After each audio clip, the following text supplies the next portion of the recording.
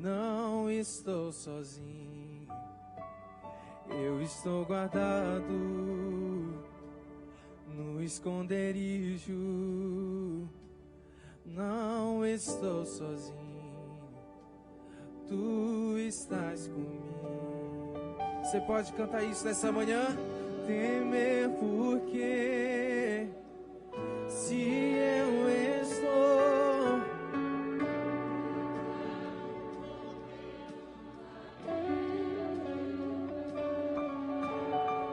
seu nome é Jeová Jireh, irás prover de novo. Eu creio em ti, haja o que houver, venha o que vier, irás prover de novo. Eu creio em ti,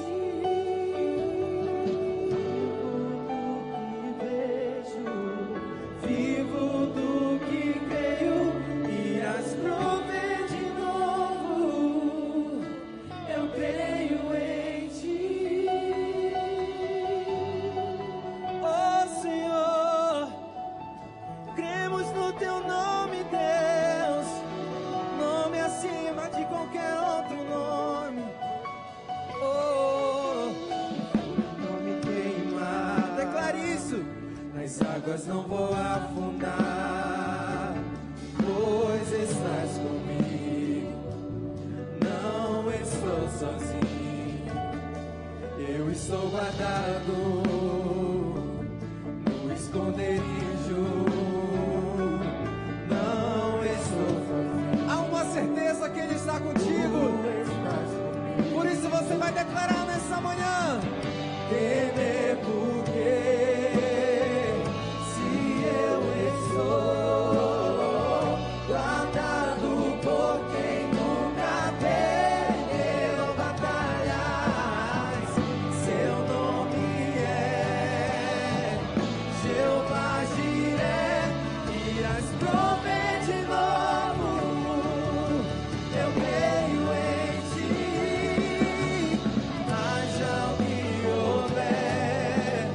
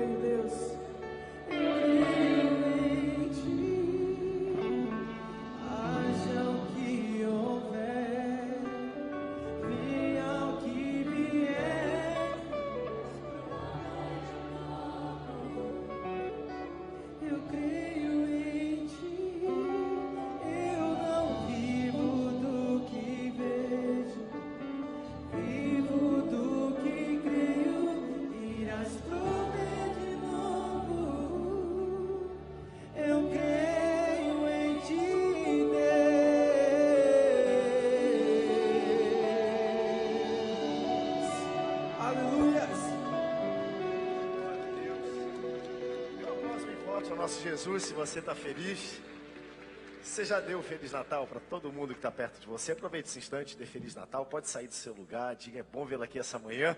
Que privilégio, essa é a segunda celebração e parabéns a todos que chegaram, a todos que estão aqui conosco, vocês que não faltam nem um dia, né? Não que não haja problema em pular qualquer dia do que nós fazemos aqui, mas tem alguns dias que exigem um sacrifício a mais, né?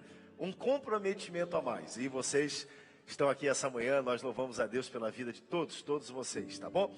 De pé como você está, nós já vamos mergulhar no nosso tema do dia.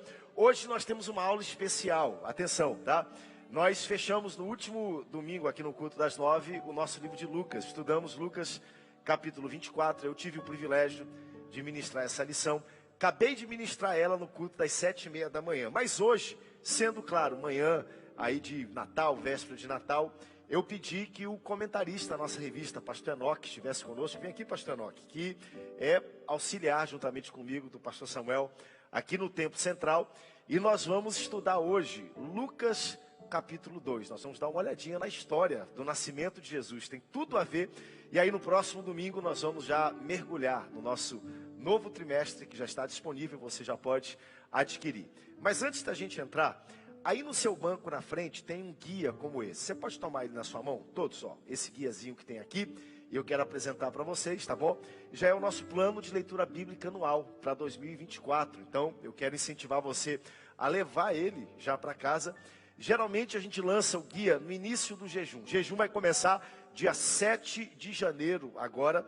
Mas para que você não perca já os 7 dias do jejum e já comece atrasado, então, 2 domingos de antecedência, nós já estamos disponibilizando para você o guia de leitura bíblica anual. É seu, é um presente que nós damos, você pode levar para casa. Nós vamos ter em muita abundância todos os cultos de dezembro. Temos esse, temos o próximo domingo, culto da virada. Teremos todos os cultos de janeiro também, para que todo mundo possa já começar a ler a Bíblia. E eu repito, se você começar lendo isso aqui, gente, tá? Vai levar para você menos de 30 minutos, se você ler bem devagarzinho. Se você correr, lê até mais rápido. Menos de 30 minutos por dia, isso, né, no bom paraense, na manhã. Você vai lendo devagarzinho, refletindo, meditando o texto, e você lê a Bíblia toda no próximo ano. E note que nós fizemos o esforço esse ano de separar, né? Você vai ter sempre aí uma parte do Antigo Testamento, algo de Salmos e Provérbios, e depois algo do Novo Testamento, para tornar essa leitura mais dinâmica. Por fim, esse é o nosso guia que nós estamos fechando nesse domingo. Esse domingo, em todos os templos da Igreja de Belém, nós estamos concluindo a série de estudos no livro de Lucas. Tem a nova, só a principal aqui para mim, Denise. E a partir do próximo domingo, nós vamos começar a estudar Jó, Provérbios, Eclesiastes e Cântico dos Cânticos. Esse novo material, ele já está todo disponível para todas as faixas etárias, então você já pode adquirir, preparar a sua série de estudos. Mas antes de eu passar para o pastor Enoque, eu quero vir aqui, pastor Enoque, rapidamente. Nós temos o privilégio de ter, editando, comentando essas revistas também, membros e pastores aqui da nossa igreja, como por exemplo, pastor Ney Maranhão, que está aqui na frente, já editou, já comentou um desses materiais. E hoje nós fechamos em todos os tempos o livro de Lucas, que quem liderou, né, a parte de comentário disso foi o pastor Enoque Miranda. E como eu quero que os profetas da casa operem muito milagre no nosso meio, a Bíblia diz que Jesus não pôde na sua terra operar muitos milagres. Por quê? Porque profeta na sua casa não tem honra. Como eu quero que pastor Ney seja um canal aberto de bênçãos de Deus para a nossa vida, pastor Enoque seja um canal ilimitado, eu quero, em nosso nome, em nome de toda essa igreja, passar às mãos dele, nesse último dia, uma comenda. E diz assim: homenagem ao pastor Enoque Miranda da Silva, por sua relevante colaboração no ensino da Bíblia no Brasil, como membro da equipe editorial do Programa de Educação Cristã Continuada e comentarista ilustre da seguinte revista da Escola Dominical, Lucas, o Evangelho do Filho do Homem, que nós estudamos no ano de 2023, Belém, 24 de dezembro de 2023, pastor Samuel Câmara, avançando pela fé, em nome de toda essa igreja, pastor Enoque, eu quero passar às suas mãos essa comenda, que Deus te abençoe. Isso é um presente de Deus para a vida da nossa igreja, e vamos estudar então hoje, Lucas capítulo 2. Obrigado, querido.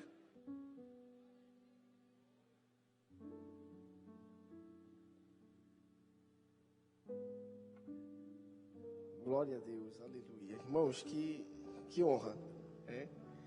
Que honra, que presente de Natal eu pude receber aqui hoje das mãos do nosso pastor Felipe, pastor Samuel.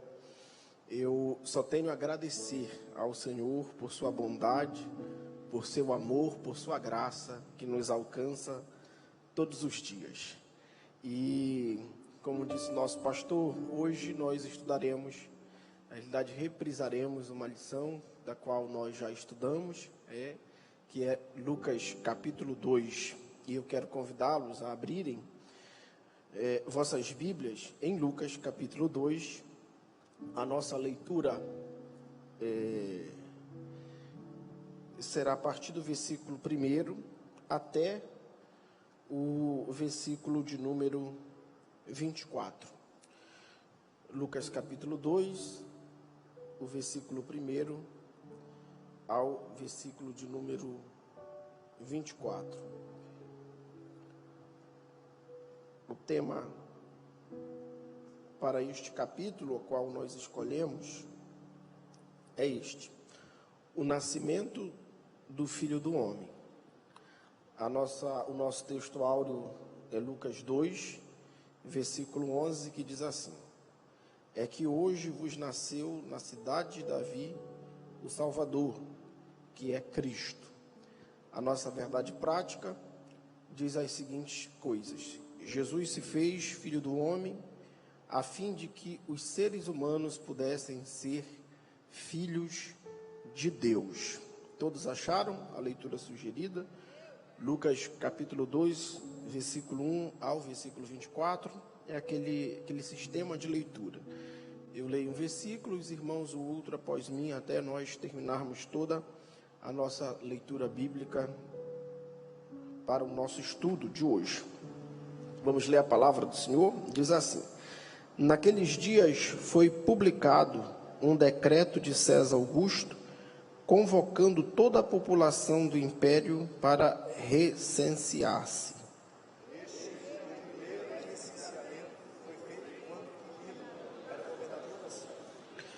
Todos iam alistar-se, cada um à sua própria cidade. José também.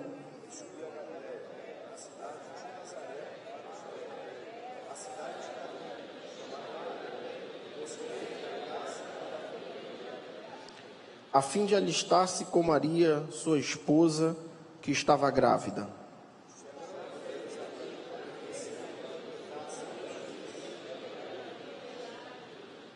E ela deu à luz o seu filho primogênito, enfaixou-o e o deitou numa manjedoura, porque não havia lugar para eles na hospedaria.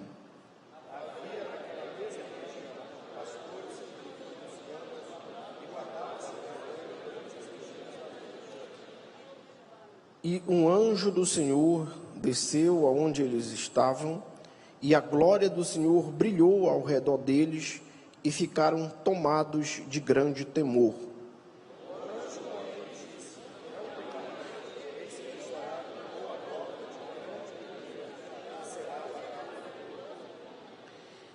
É que hoje vos nasceu na cidade de Davi o Salvador, que é Cristo, o Senhor.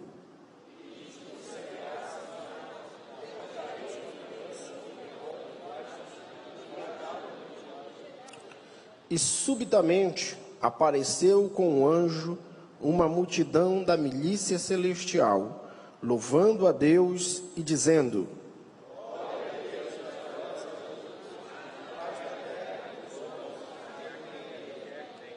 e, ausentando-se deles o anjo para o céu, diziam os pastores uns aos outros: vamos até Belém e vejamos os acontecimentos que o Senhor nos deu a conhecer.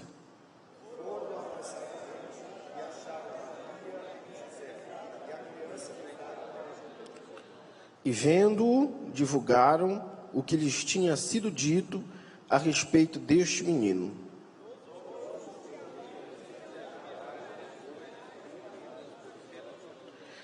Maria, porém, guardava todas estas palavras meditando-as no seu coração.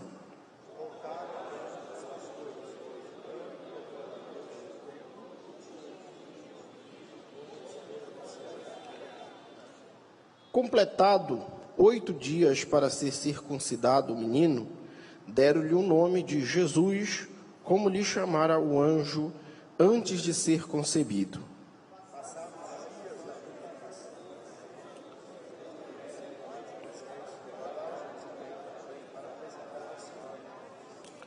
Conforme o que está escrito na lei do Senhor, todo primogênito ao Senhor será consagrado, todos nós, e para oferecer um sacrifício, segundo o que está escrito na referida lei, um par de pássaros ou 2 pombinhos. Aleluia. Os irmãos podem assentar-se. Nós temos aqui algum tempo para ministrar esta lição tão maravilhosa. Bom, nós seguiremos à risca aquilo que está proposto, né, pelo nosso guia, pelo nosso manual de estudo, que é a nossa revista, né? Esse manual de estudo, logicamente, é um mapa que detalha com muita propriedade, com muita riqueza, como o nosso estudo seguirá, né? Na realidade, ele esmiuça para nós cada capítulo da referida lição que iremos estudar. Bom, capítulo de número 2 do Evangelho de Lucas é um capítulo extenso.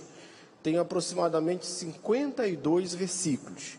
E 52 versículos de muita informação importante, interessante. E nós dividimos esse capítulo, como de praxe, em 3 tópicos. Cada tópico, 3 subtópicos. E os tópicos principais dos 3, cada um deles fala da seguinte forma. Primeiro, no primeiro tópico, nós falaremos sobre o nascimento de Jesus. No segundo tópico, falaremos sobre a apresentação, a circuncisão e a apresentação de Jesus no templo. E, por último, falaremos sobre a infância de Jesus. Então, está aí o nosso mapa, o nosso guia de estudo, os nossos tópicos estabelecidos, para que nós possamos melhor compreender este capítulo de número 2. Bom, queridos, é importante, antes de nós, propriamente dito, entrarmos no tema, né, deste capítulo, nós comentarmos algo que, propriamente dito, é muito falado. É um questionamento que muitos cristãos hoje se faz, né? E também esse questionamento tem ganhado uma força terrível. E muitos cristãos estão deixando até de comemorar o Natal. O questionamento é se o cristão de fato pode comemorar o Natal. Isso aí tem ganhado uma força com o advento da internet. E muitos cristãos têm deixado de comemorar o Natal porque se criou, né, se deu a informação, melhor dizendo, que o Natal é uma festa pagã. Creio que vocês já ouviram muitas pessoas falando isso, e por isso muitos cristãos não comemoram o Natal, especialmente essa data do dia 25. E muitos cristãos ainda falam que Natal é todo dia, e eu até concordo. Todo dia para nós é Natal. Todavia, não comemorar ou não aproveitar essa época do ano para trazer o real sentido do Natal é um desperdício muito grande. E o que nós estamos vendo é que muitas pessoas estão se enchendo de muitas informações e deixando passar a oportunidade de anunciar Cristo aos corações. Todos nós sabemos, desde o mais letrado ao menos letrado, que não há uma concordância sobre a data específica em que Jesus nasceu. Todos nós sabemos também que Jesus não nasceu no dia 25 de dezembro. Nós sabemos disso. Mas isso não significa dizer que nós não podemos comemorar o nascimento de Jesus nesse dia. Afinal de contas, há muitas controvérsias sobre o nascimento de Jesus, especialmente a data, em que Cristo nasceu. Agora, se nós formos olhar para as controvérsias da data, em que período, em que tempo do ano ele nasceu, nós, como eu disse no início, perderemos a oportunidade de fazermos algo útil nesse período em que o mundo comemora o nascimento de Jesus, que é exatamente evangelizar, mostrar ao mundo real o sentido do Natal. Então, queridos e amados irmãos, quando vocês forem questionados sobre o fato se Jesus nasceu no dia 25, que não é lícito comemorar o Natal no dia 25, diga: eu comemoro o Natal porque é um fato. Jesus nasceu. Jesus nasceu.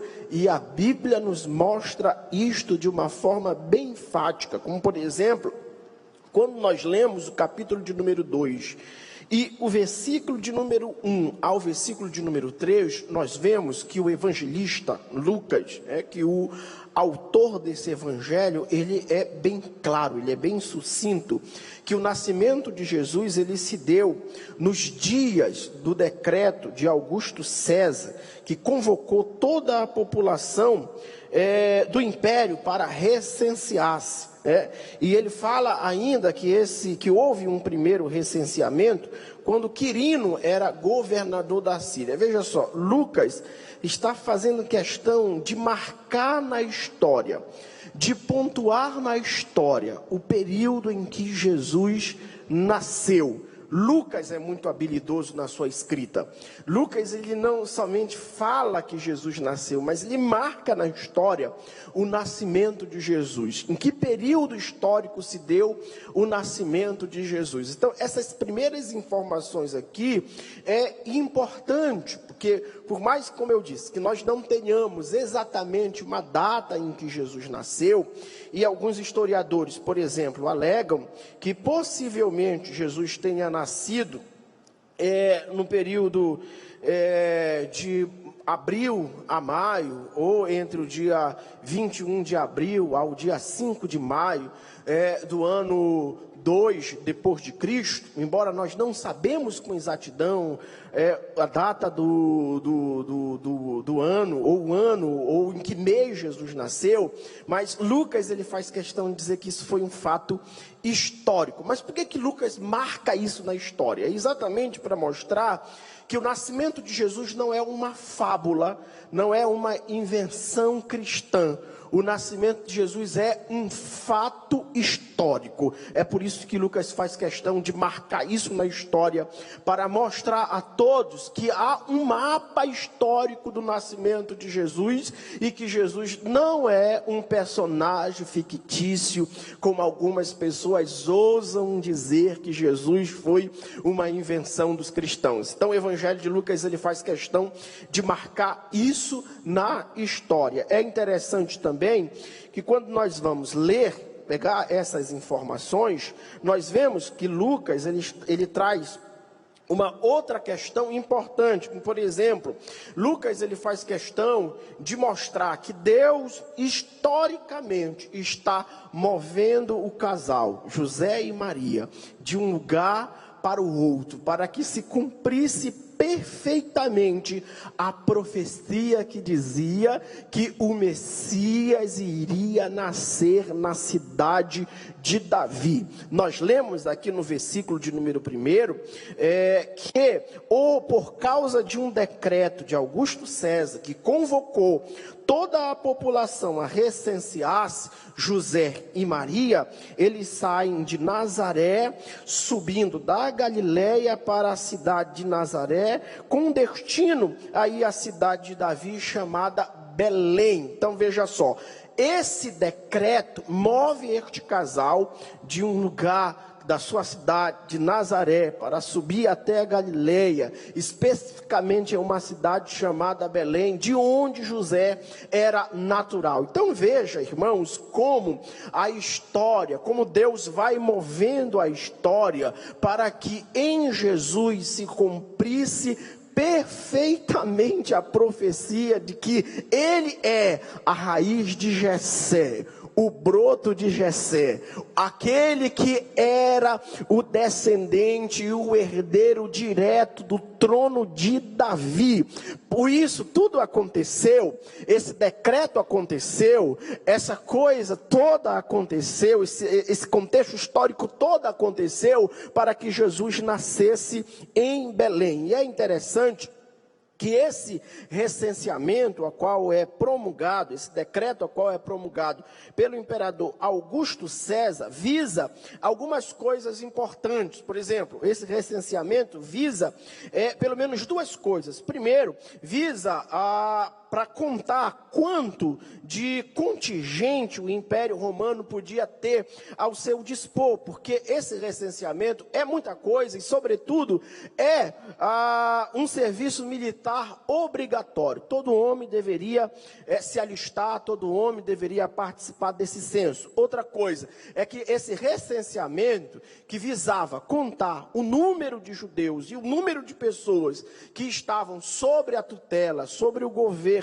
do Império Romano, visava também o pagamento de impostos. Então Roma queria que todos pudessem pagar os seus impostos, porque Roma tinha um projeto que era chamado de Pax Romana, que visava basicamente trazer segurança e tranquilidade para toda a sua população. E isso era custeado pelo pagamento de impostos e também pelo maior contingente de soldados. Então nós vemos que esse decreto de Augusto César é importante que aconteça, primeiro, por causa desse parâmetro profético. Jesus precisava nascer em Belém para que perfeitamente a profecia se cumprisse. Também tem esse pano de fundo histórico a qual eu acabei de trazer aqui aos irmãos. O recenseamento era um serviço militar obrigatório, o recenseamento visava também o pagamento de impostos. Agora,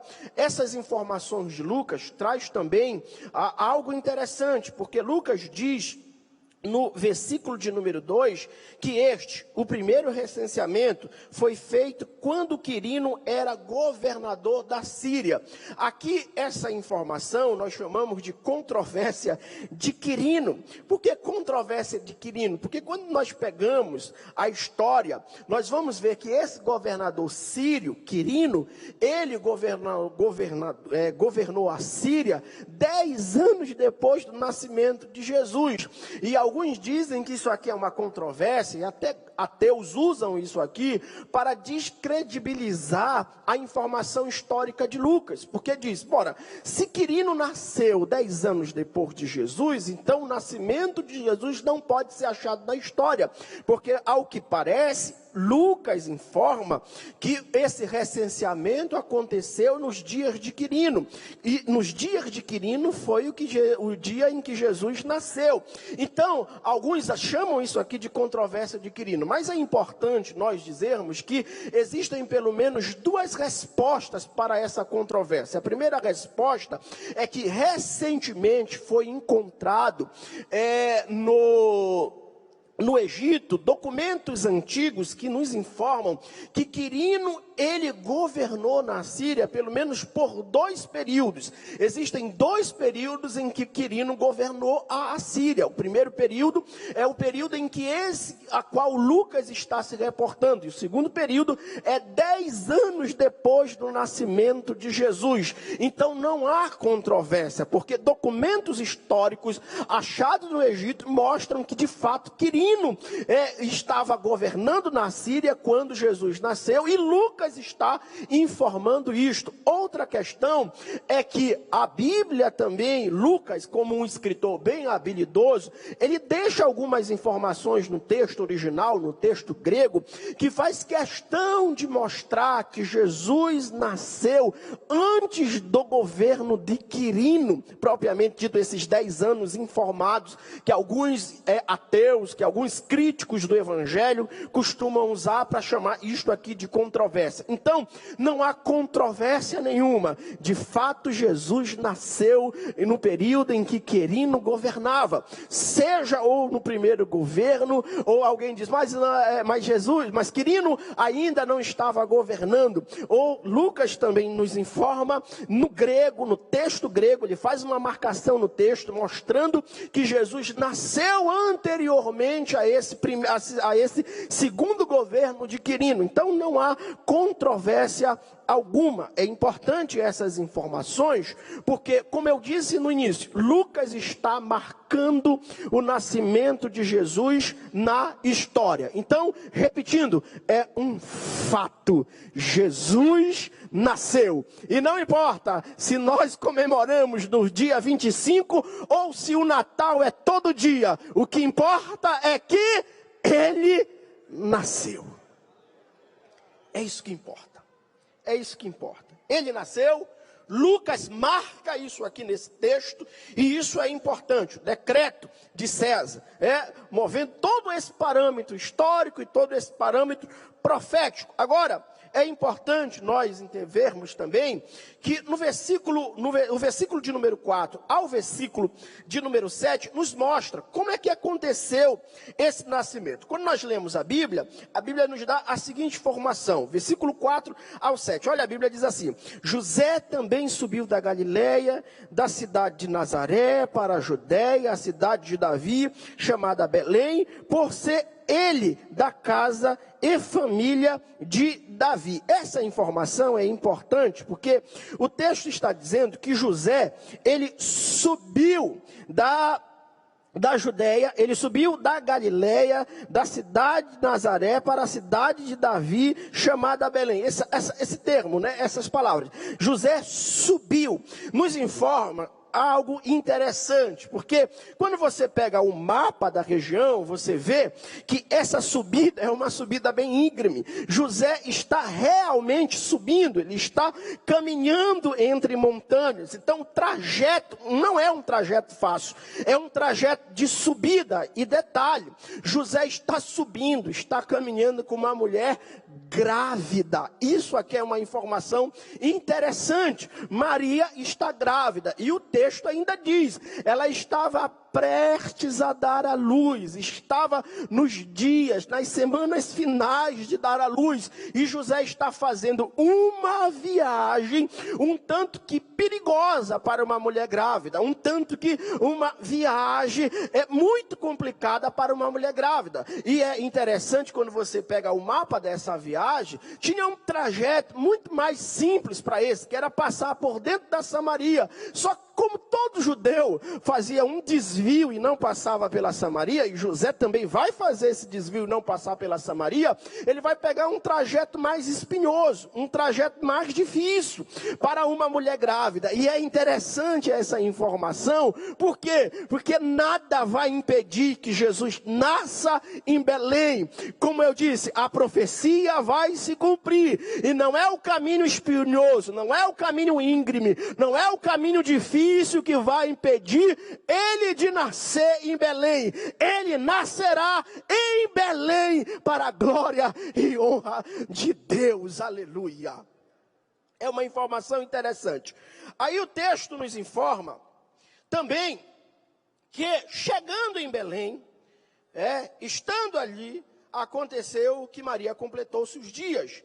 E ela deu à luz a seu filho primogênito, e enfaixou, e o deitou numa manjedoura, porque não havia lugar para eles na hospedaria. Essa informação aqui nos choca. Por que nos choca? O texto diz que não havia lugar para Maria, José e seu filho Jesus na hospedaria. José provavelmente andou toda a rua, toda a cidade de Belém em busca de uma hospedaria, só que não havia lugar.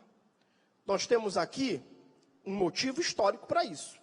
Qual é o motivo histórico? O motivo histórico é que, por causa do recenseamento, o decreto de Augusto César, Belém estava superlotada, porque todos os judeus que nasceram, que eram natural de Belém, estavam fazendo a mesma viagem, o mesmo percurso a Belém. E por isso a cidade estava extremamente lotada e as hospedarias estavam extremamente cheias e não havia lugar, naturalmente, para José, Maria e seu filho, que haveria de nascer, que estava prestes a nascer naquele contexto. E onde é que Jesus nasce? O texto nos informa que Jesus nasce em um lugar destinado para a guarda dos animais, uma estrebaria, e ele é colocado dentro de um coxo, uma manjedoura, frequentemente nos dias de Natal se faz um presépio, e a manjedoura é feita de madeira, colocado ali algumas palhas,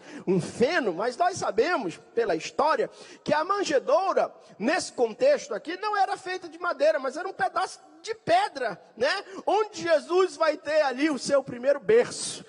Ele vai ser colocado ali, vai ser enfaixado com pedaços de pano e posto ali em um lugar simples, em uma gruta escura, um lugar reservado para os animais, porque não havia espaço para o Rei da Glória que estava nascendo. E por que que isso nos choca, pastor? É porque atualmente também parece que não há espaço para Jesus nos corações dos homens, para que ele nasça nos corações dos homens, mas não haver espaço não é impedimento para que o Rei da Glória nasça. Ele nascerá, aleluia, mostrando que Deus é soberano em tudo o que ele faz.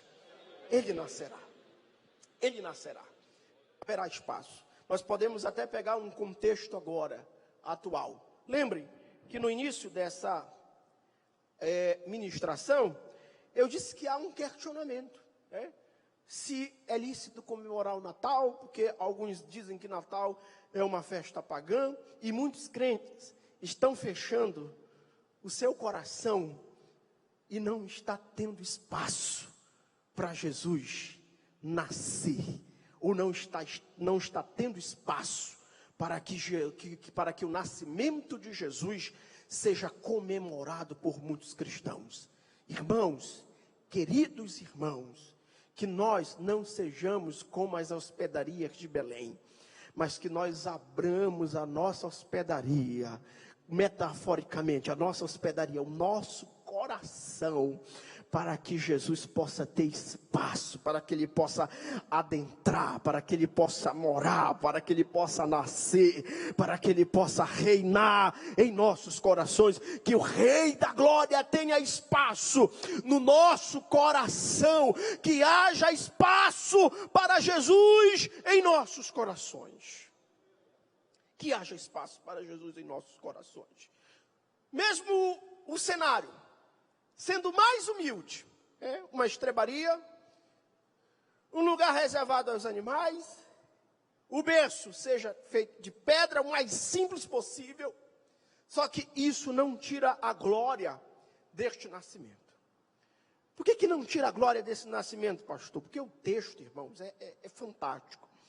No capítulo 2, versículo 8 a 20, nos informa que por mais que não houvesse espaço em Belém para que o Rei da Glória fosse acolhido, mas havia espaço nos corações de algumas pessoas que eram considerados cerimonialmente impuros, pastores, e nas pradarias da Judéia, nos campos da Judéia, o anjo do Senhor rasga os céus, aleluia, e a glória do Senhor brilha a um grupo de pastores, a ponto deles ficarem atemorizados, ficarem perplexos com aquele brilho, e o anjo diz: olha, não temas, eis aqui vos trago novas de grande alegria, que o será para todo o povo, aleluia. Não há espaço em Jerusalém, mas há espaço para que o Rei da Glória seja anunciado nos campos em Belém.